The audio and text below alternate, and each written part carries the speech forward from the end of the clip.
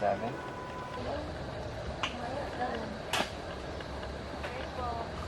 Kind of have a lot, but there's the.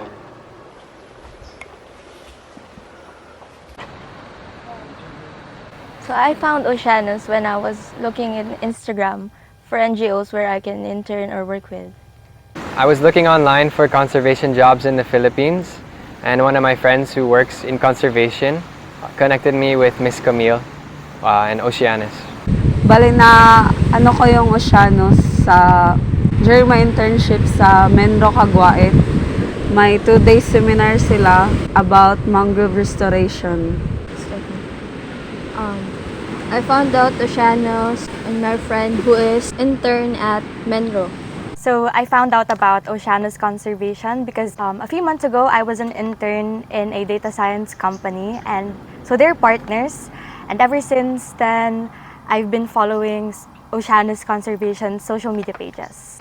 A friend of me told me about Camille and the founder of Oceanus and the organization in general, when he heard Camille speaking at a conference, and he knew that I was looking for a thesis research host organization, so he informed me about Oceanus.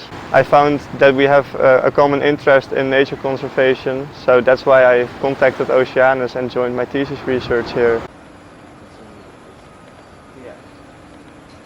So far, my key takeaway is it takes a lot of different people, many different people, not only us with Oceanus, but also the LGU, the community, to get things done. Like, for example, the logistics to get to the different sites. We need help from the community since they have the vehicles and know the people. I learned that you have to be very attentive of your environment. So for example, your literal environment, like here in the mangrove forest, you have to watch out for animals, potential animals or insects, because safety is always a priority. And also your environment in terms of the people you're with. You have to be attentive to their needs, like making sure that they're okay and still having fun. Always be prepared to go out to the field physically and mentally, and then know how to adapt to the environment and adjust to situations. Be resourceful and flexible, like literally.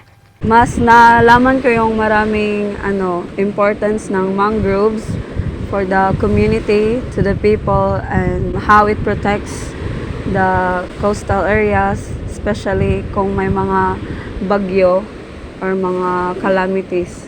I am happy that I volunteered because I learned new things, especially the different types of mangroves, as well as their significance to our natural environment.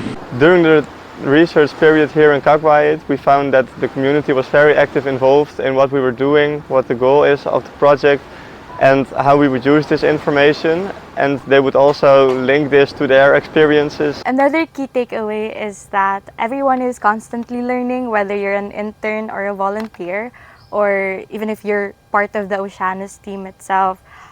There's always a new problem to solve every day. So I like to think about how when you take care of the land takes care of you, as it provides us with food and also provides us spiritually, mentally, physically. If we save the mangroves, then mas makakatulong to sa source of food, sa coastal protection.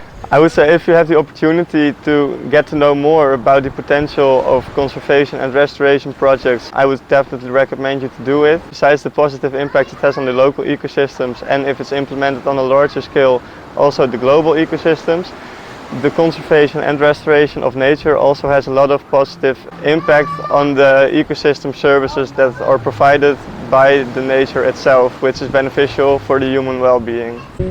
Very exciting ang experience namin with Oceanus. You have something to learn. I mean, a lot to learn. It's a bit tiring, but it's really fun and exciting, and it's really worth it. So working in the conservation field, especially with Oceanus, is not all seriousness. It can be fun, it can be an adventure and a learning experience. So take every opportunity that interests you. I think it's an honor and privilege to be able to work in conservation. We're not only helping the generations now, but we also get to help the generations in the future. So that's what inspires me to work in conservation.